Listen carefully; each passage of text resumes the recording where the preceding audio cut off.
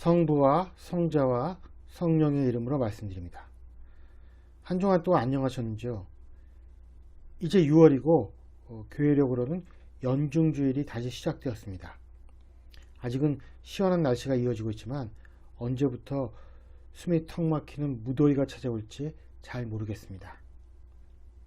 우리는 이번 주일부터 12월 대림절 전까지 6개월 동안 예수님의 행적과 말씀을 위주로 복음을 살펴보게 됩니다.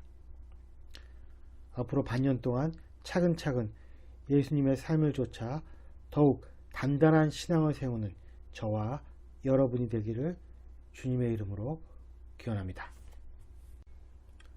오늘 일독서인 창세기는 아담과 그의 아내 하와가 뱀의 유혹을 받아 선악과를 따먹고 사물을 분별하는 이성을 갖추게 된 이후 자신들이 알몸임을 알고 부끄러워하며 하나님의 눈에 띄지 않게 숨어있는 장면에서 시작됩니다. 하나님은 두 사람의 태도에 일어난 변화를 보고 이들이 선악과를 따먹었음을 아시게 됩니다. 그리고 이 변화에 얽힌 세 존재 아담과 하와, 뱀에게 각각 저주를 내리시게 됩니다. 하나님은 뱀이 저주를 받아 죽기까지 배로 기어다니며 흙을 먹어야 하며 여자의 후손과 원수가 되는 벌을 내리십니다. 뱀은 여자의 후손의 발꿈치를 물려고 하다가 도리어 그에게 머리를 밟히는 치욕을 당하게 될 것이라고 예언하십니다. 기어다니며 흙을 먹어야 한다는 말은 뱀이 낮고 천한 존재로 살아가야 한다는 것을 의미합니다. 그리고 여자의 후손과 원수가 된다는 말은 메시아인 예수 그리스도의 지배하에 놓이게 됨을 의미합니다. 하나님은 또 여자는 아기를 낳을 때 몹시 고생할 것이며 남편을 마음대로 주무르고 싶겠지만 도리어 남편의 손아귀에 들 것이라고 말씀하시고 남자는 죽도록 고생해야 먹고 살 것이며 이마에 땀을 흘려야 나다를 얻어먹을 수 있을 것이라고 예언하십니다. 물론 요즘은 비혼과 더불어 아이를 낳지 않은 추세가 늘어나지만 어느 시대를 보더라도 소수를 제외하고는 여자이건 남자이건 이마에 땀이 날 정도로 일을 하지 않고서는 살 수 있었던 시대는 없었습니다. 이것이 바로 인간의 조건이 아닐까요? 어쩌면 우리의 삶은 하나님에 대한 거역으로 인해 처음부터 이렇게 정해진 것인지도 모릅니다. 그것은 어쨌거나 인간의 선택에 의해 정해진 길이었습니다. 사도 바울은 이독서인 고린도후서에서 인간을 외적 인간과 내적 인간으로 가릅니다. 외적 인간은 말 그대로 겉으로 보이는 우리의 모습이라고 할 수 있겠지만 창세기와 연결지어서 말한다면 하나님을 거부하고 자신의 이성을 쫓아 살아가는 사람이라고 정의 내리고 싶습니다. 그리고 바울은 이러한 외적 인간에게 주어진 숙명을 고난이라고 정의 내립니다. 그 고난은 실존주의 철학자인 야스퍼스가 말하는 인간이 겪어야 할 한계 상황인 고독, 죽음, 질병, 죄 등을 의미하는 것으로 이해됩니다. 사실 얼핏 보아도 우리의 삶은 이러한 고난을 피해갈 수 없습니다. 그러나 바울은 이것만이 인생의 전부가 아니라고 말합니다.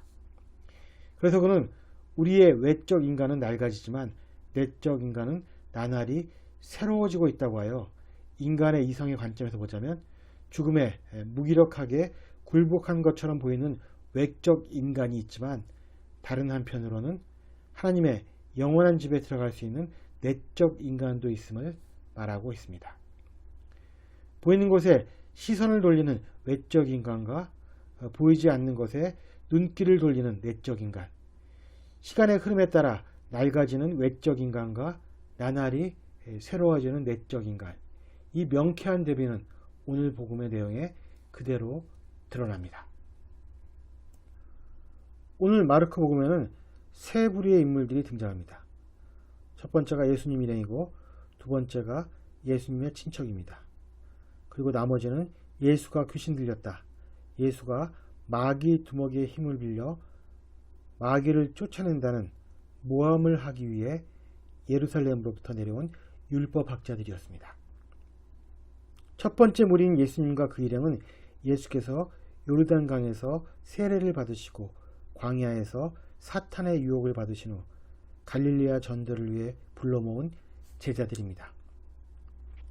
예수님과 그 일행은 짧은 시간에도 불구하고 많은 병자들과 악령 들린 자를 고치시며 복음을 전파하셨습니다. 그리고 이러한 예수님 일행의 복음 전파는 이들을 반대하는 바리사이와 율법학자, 대사제들을 거스르게 되었습니다. 그리고 급기야 중앙인 예루살렘에서는 예수님의 행동을 제지하고 왜곡하기 위해 율법학자들을 보내게 된 것입니다. 그리고 이 적대적인 두 부류 사이에 애매하게 끼어있는 한 부류가 있었으니 이들은 바로 예수님의 친척들이었습니다.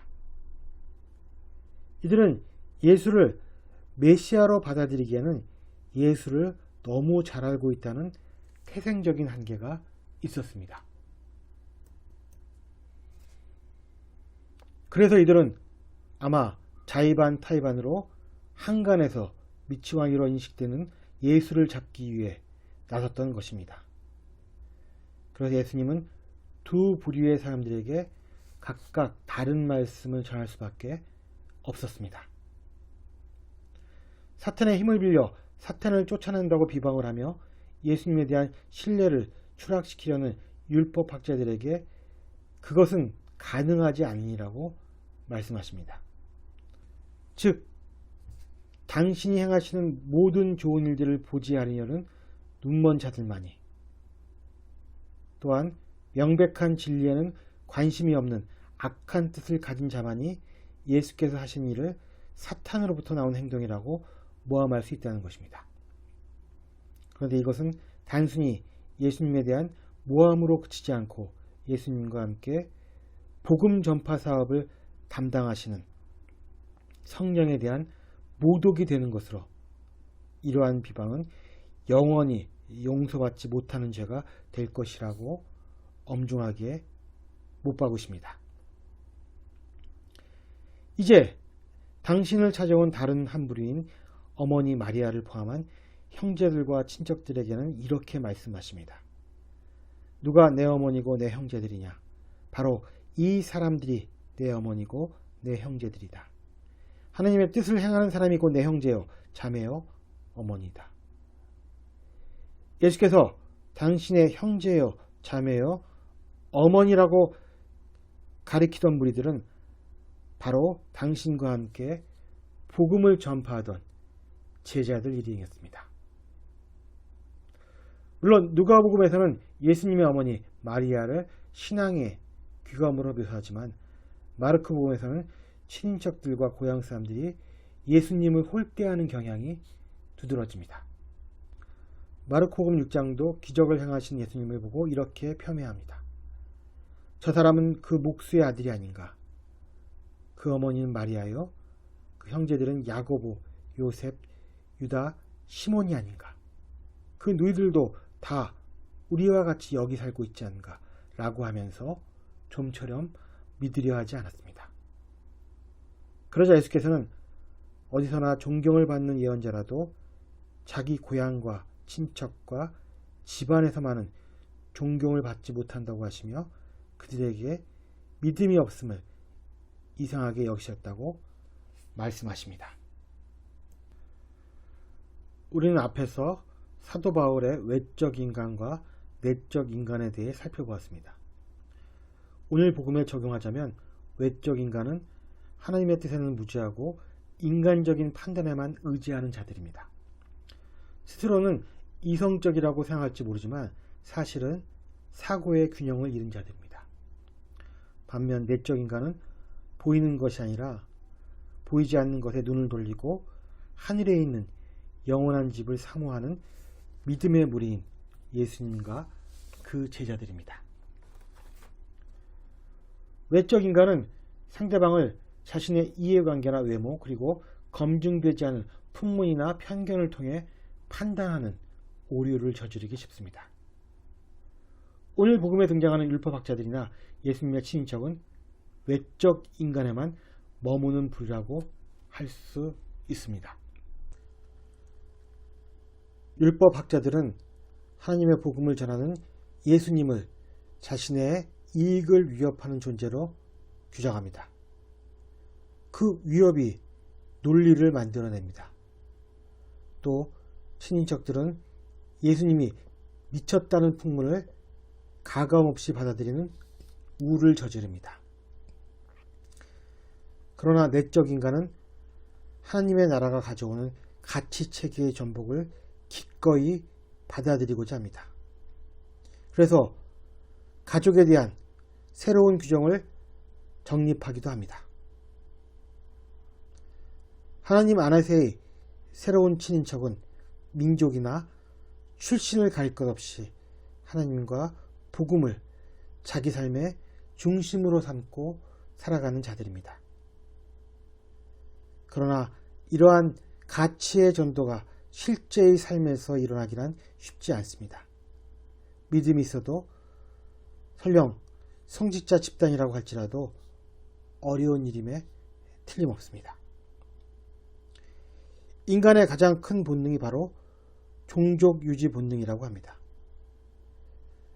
종족 유지 본능을 다르게 말하면 일종의 자신의 유지 및 확장 본능이라고 할 수 있습니다.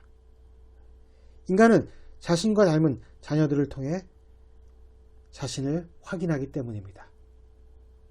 그러나 자기 사랑도 정도껏 해야 하는데 지나친 자기의 반로가 지금 사회에서 갈등 유발의 주요 원인이 되기도 합니다. 그리고 인간의 의식이 아무리 발달한다 하여도 이러한 본능을 극복하기란 쉽지 않습니다. 왜냐하면 신앙의 유무에 관계없이 많은 사람들이 걸려 넘어지는 것이 바로 핏줄이기 때문입니다. 그러나 각박한 환경으로 인해 인간 최고의 본능이 자기 보존 본능마저 억압당해 비혼과 또 출산을 기피하는 성향이 유행하는 이 시대는 참으로 불행한 시대라고 밖에 할 수 없습니다. 그래서 오히려 지금이야말로 복음이 필요한 때인지도 모릅니다. 성부와 성자와 성령의 이름으로 말씀드렸습니다. 아멘.